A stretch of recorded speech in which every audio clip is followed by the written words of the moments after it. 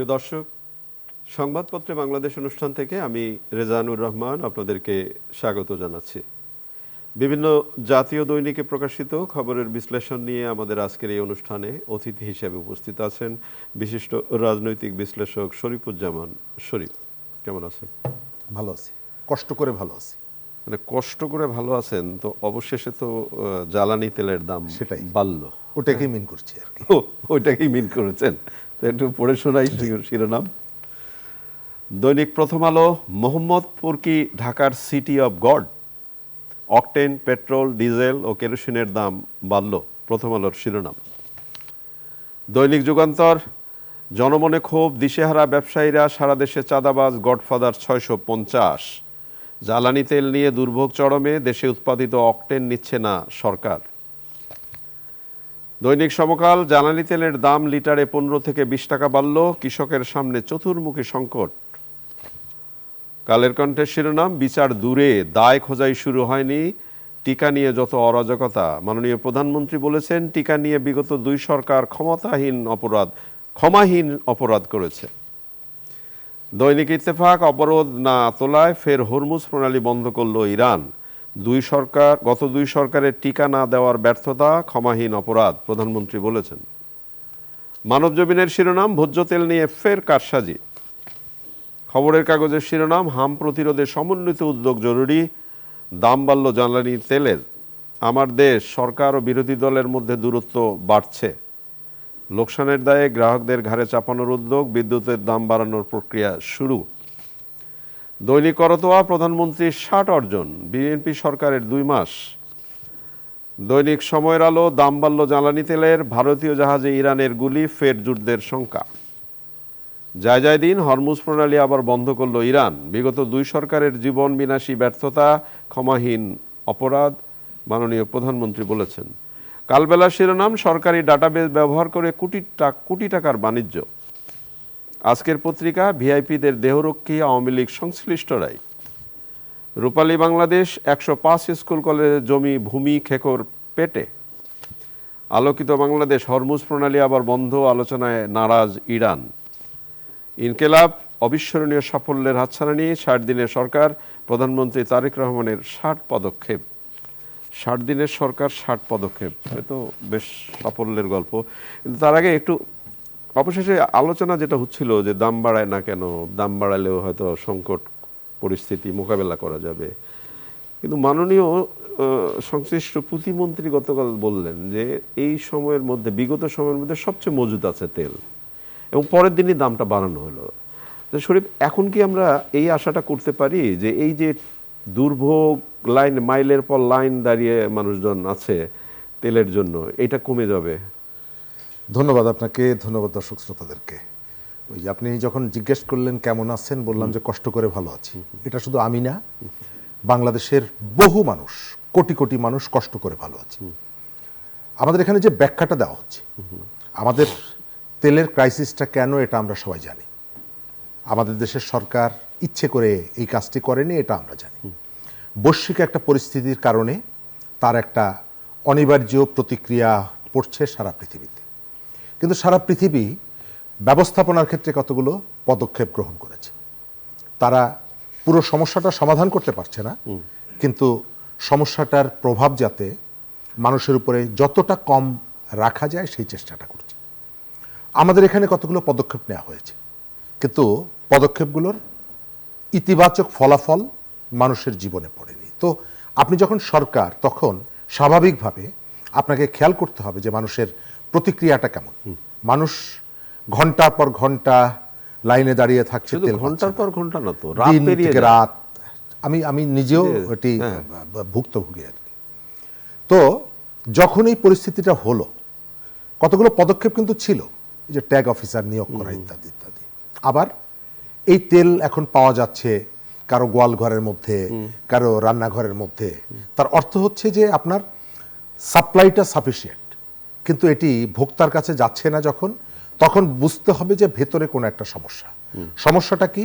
সমস্যাটা হচ্ছে অন্য সময়ের তুলনায় বেশি তেল বিক্রি হচ্ছে, এই তেলটা মজুত করা হচ্ছে।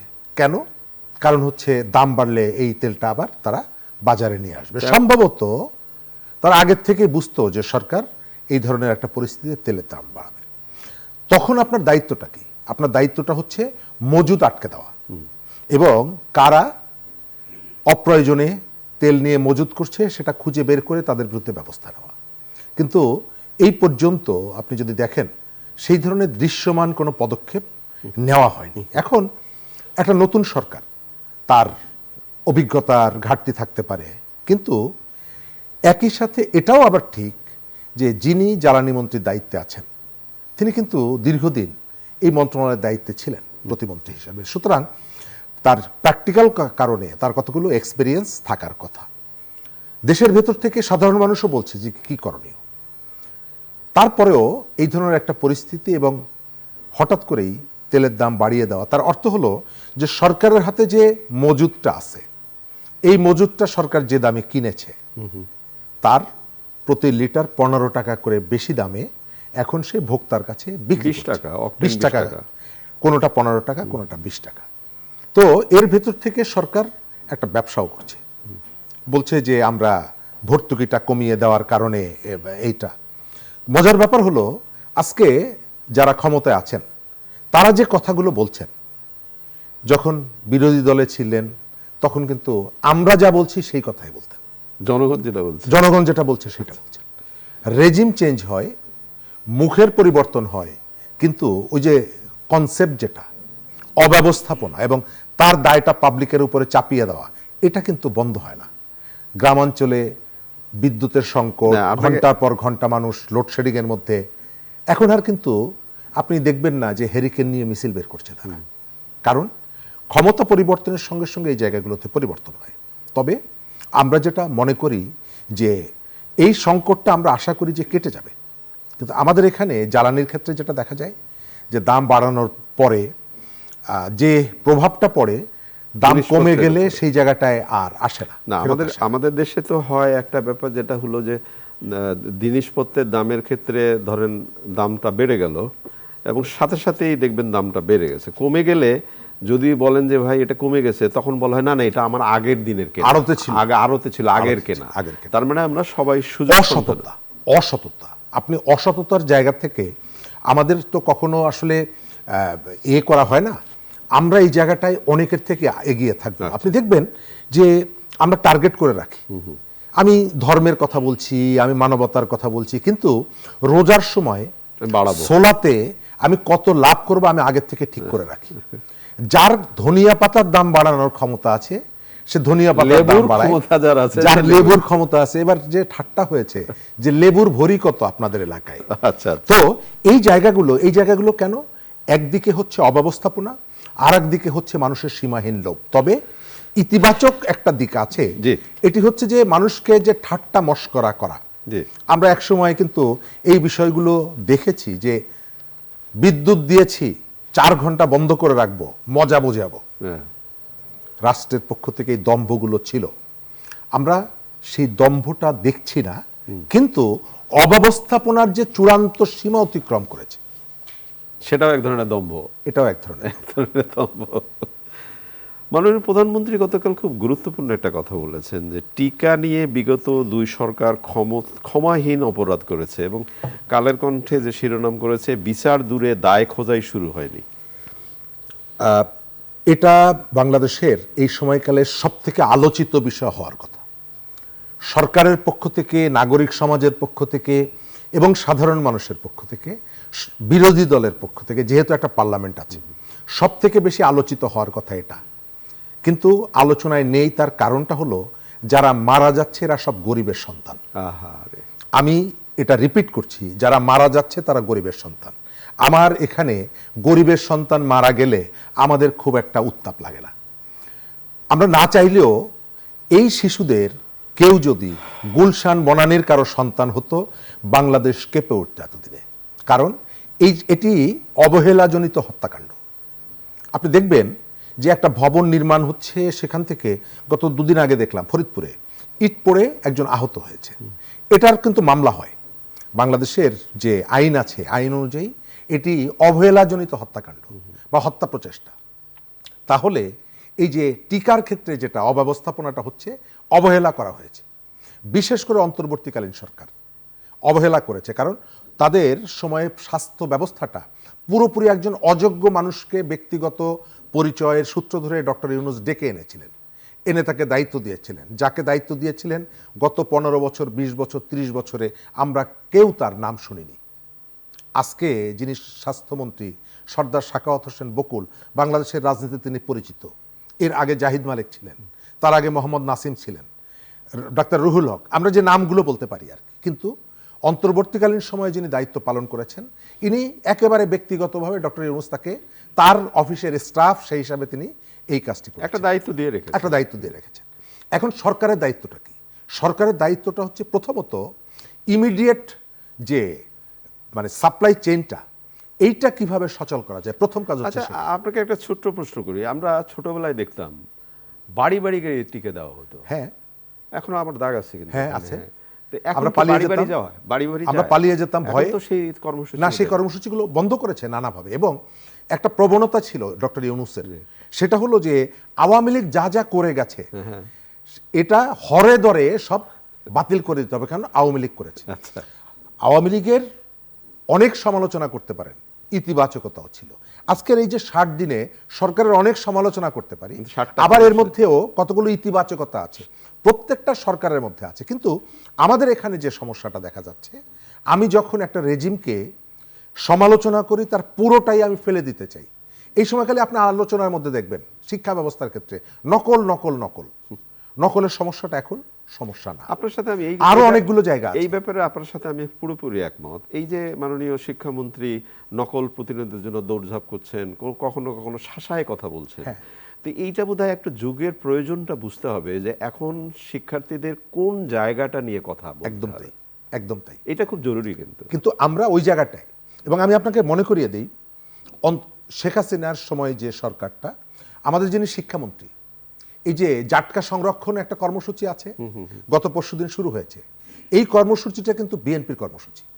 আমাদের যিনি শিক্ষামন্ত্রী, তিনি যখন শিক্ষা প্রতিমন্ত্রী ছিলেন, তখন তার নির্বাচনী এলাকায় 2টো উপজেলায় পাইলট প্রজেক্ট হিসাবে এটা চালু করেছিলেন, এবং তার একটা ইতিবাচক ফল দেখা গিয়েছিল তখন।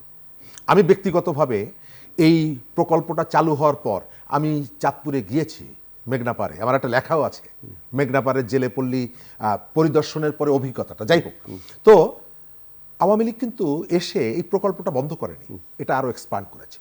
আপনি টিকার জায়গাটায় যদি আসেন, গণ অভ্যুত্থানের সময় 134টা শিশু হত্যাকাণ্ডের শিকার হয়েছে, এবং তার জন্য আমরা অনেককে বিচারের মুখোমুখি দাঁড় করাচ্ছি। তাহলে 2 শতাধিক শিশুর হত্যাকাণ্ডের জন্য যারা অভিযুক্ত তাদেরকে বিচারের কাঠগড়ায় দাঁড় করাতে হবে। অনেক ধন্যবাদ। প্রধানমন্ত্রী যেটি বলেছেন, আমরা এই মুহূর্তে সাপ্লাই চেইনটা চাই, তদন্ত চাই। এই পর্যন্ত অনেকের কাছ থেকে এখন পর্যন্ত তদন্ত হচ্ছে না কেন? এই প্রশ্নের উত্তর তো তাদেরকে দিতে হবে, অবশ্যই দিতে হবে। দৈনিক প্রথম আলোতে আজকে একটি শিরোনাম হয়েছে, এই শিরোনাম নিয়ে আমরা অনেকবার কথা বলেছি, এবং আমি নিজেও প্রশ্ন তুলেছি এরকম যে মোহাম্মদপুর কি বিচ্ছিন্ন কোনো দ্বীপ ঢাকা শহরের? মোহাম্মদপুর কি ঢাকার সিটি অফ গড? প্রশ্ন তুলেছে প্রথম আলো। মোহাম্মদপুরের অপরাধ 5.5 দশক, এবং বলছে আগস্ট 24 থেকে অপরাধগুলো দ্বন্দ্বে 20 মাসে 24 খুন হয়েছে। মোহাম্মদপুর তো গত 1.5 বছরে বারবার আলোচনায় এসেছে শিরোনাম। এটা যে কেবল 1.5 বছরে অন্যায়টা হয়েছে তা না, অন্যায়টা অপরাধগুলো বিভিন্ন সময় ঘটে আগে থেকে। তবে একটা ব্যাপার হলো যে এই যে অপরাধী চক্র, এটা রাজনীতিবিদরা, রাজনৈতিক শক্তি এটাকে নিয়ন্ত্রণ করে, এবং এই শক্তির যখন ভারসাম্য হারায়, তখন তারা এক ধরনের ফ্রিলি তারা এই কাজগুলো করতে পারে। এবং এদের সঙ্গে যখন মানে অপরাধটা সেন্ট্রালাইজ ছিল দীর্ঘদিন, এটি যখন ডিসেন্ট্রালাইজ হয়ে গেছে, এটা যখন নানা পকেটের মধ্যে চলে গেছে, কারণ গডফাদার, সাব গডফাদার, এই ধরনের কতগুলো জায়গা। আপনি গডফাদারের কথা তুললেন, আরেকটি রিপোর্ট হয়েছে সারা দেশে চাঁদাবাজ গডফাদার 650 আছে। তাহলে যদি পুলিশ, বা এই সূত্র তো নিশ্চয়ই পুলিশের, তাহলে গডফাদার বা সন্ত্রাসী করে এরকম 650 যদি হন, তাহলে কি তারা মানে নির্বিঘ্নে ঘুরে বেড়াবে? এদের প্রত্যেকের পেছনে পলিটিক্যাল আইডেন্টিটি আছে, সাহস আছে, এবং রাজনৈতিক সমর্থন আছে। মোহাম্মদপুরের যেটা বললাম, মোহাম্মদপুরের অপরাধটা মোহাম্মদপুরে কতগুলো জায়গা আছে যে জায়গাগুলোকে আমরা অপরাধ প্রবণ হিসাবে দেখি। এই জায়গা শহরটার এই অংশে আটকে পড়া বিহারীদের একটা বিরাট অংশ বসবাস করে, ক্যাম্পগুলো। এখন এই ক্যাম্পগুলোকে কেন্দ্র করে এক ধরনের অপরাধ হয়, কিন্তু এটিকে নিয়ন্ত্রণ করার দায়িত্ব যে পুলিশ, সেই পুলিশ যথাযথভাবে দায়িত্ব পালন করে না। কখনো কখনো এদের সাথে একটা সখ্যতা তাদের তৈরি হয়। দ্বিতীয়ত হচ্ছে যে রাজনৈতিক নেতৃত্ব এই অপরাধ চক্রকে যেভাবে নিয়ন্ত্রণ করে, যখন তাদের মানে স্থানচ্যুত হয়ে যায়, হাতবদল হয়ে যায়, তখন এটিকে বিভিন্ন কেন্দ্রে ছড়িয়ে পড়ে। আমার যতটুকু ব্যক্তিগত খোঁজখবর নিয়ে যতটুকু দেখেছি, রেজিম পরিবর্তনের সঙ্গে সঙ্গে এদের গ্রুপগুলোর পরিবর্তন হয়, নিয়ন্ত্রণটার পরিবর্তন হয়। এটি নির্ভর করে অপরাধ এই যে গডফাদারদের দক্ষতার উপরে। তিনি কিভাবে পুরো টিমটাকে নিয়ন্ত্রণ করতে পারছেন। অদক্ষ গডফাদার যখন আসে তখন পুরো টিম নিয়ন্ত্রণ করতে পারে না, নানা জায়গায় ছড়িয়ে পড়ে। আমরা মনে করি নাগরিক সচেতনতা যেমন দরকার, তবে রাজনৈতিক সদিচ্ছা দরকার, এবং রাজনৈতিক সদিচ্ছার পাশাপাশি প্রশাসনকে বাধ্য করা দরকার। এই জায়গায় আজ থেকে 4 মাস 5 মাস 6 মাস আগে মোহাম্মদপুরে যারা বসবাস করতেন তাদের কেউ কেউ বলতেন যে বাসায় দুশ্চিন্তার মধ্যে থাকে, কত দ্রুত বাসায় ফেরা যায়, কত তাড়াতাড়ি বাসায় ফেরা যায়, সন্ধ্যার আগে বাসায় ফিরেছে কিনা। আমাদের অনেকেই বন্ধুরা বলতো যে না, আর বসা যাবে না, বাসায় চিন্তা করছে, সন্ধ্যার আগে ফিরতে হবে। তো এগুলো প্রত্যাশিত না। আমরা নতুন সরকার এসেছে, গণতান্ত্রিক সরকার, সেখানে নির্বাচিত জনপ্রতিনিধি আছে, রাজনৈতিক নেতৃত্ব আছে। আমরা মনে করি তারা চাইলে এটি বন্ধ করতে পারে। আবার এই রাজনৈতিক নেতৃত্ব যদি অসৎ হয়, জবাবদিহিতাহীন একটা সংস্কৃতির মধ্যে যদি থাকে, তাহলে এই অপরাধ আপনি কোনোভাবে বন্ধ করতে পারবেন না।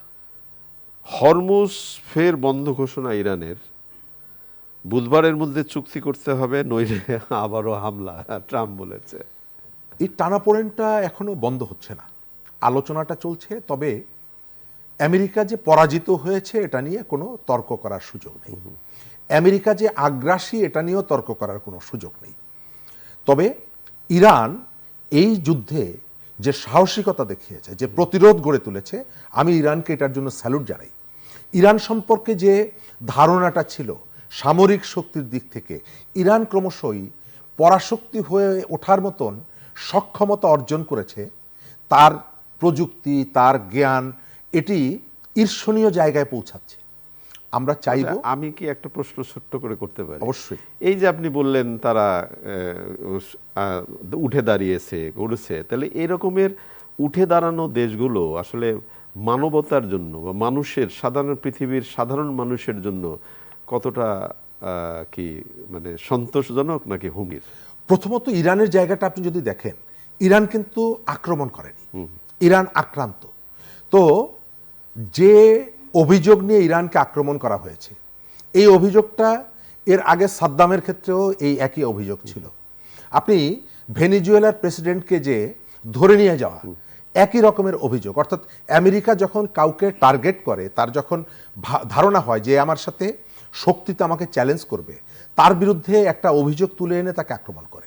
এখন ইরান যদি চুপ করে থাকে, পাল্টা আক্রমণ না করে, তাহলে ইরানের প্রতি যে অন্যায়টা করা হবে, ইরানের জনগণকে, ইরানের নেতৃত্বকে, ইরানের সম্পদকে রক্ষা করার একটা নৈতিক দায়িত্ব, অধিকার তো তাদের আছে। দ্বিতীয়ত, ইরানের অর্থনীতিকে ধ্বংস করে ফেলার জন্য যে চেষ্টাটা আমেরিকার, সেটাকেও তো আক্রমণ করার অধিকার ইরানের আছে না, পাল্টা জবাব দেওয়ার অধিকার। কারো আক্রমণ করার অধিকার তো নেই এই জায়গায়। যে আক্রমণটা করছে, আমি আমার জায়গায় আমি আমার মতো করে থাকবো, রাইট, সেটাই তো ইরান সেই চেষ্টাটা করছে। ইরান কিন্তু গিয়ে আমেরিকার শহরে আক্রমণ করে। অনেক অনেক ধন্যবাদ আপনাকে। প্রিয় দর্শক, আমরা যে বিষয়গুলো নিয়ে কথা বললাম, আমাদের নিশ্চয়ই শুনলেন আপনারা। জ্বালানি তেলের দাম বাড়ানো হলো, এখন যে দুর্যোগটা ছিল বা সংকটটা ছিল, আশা করি সেই সংকটটা যদি কেটে যায় তাহলে ভালো খবর হয়।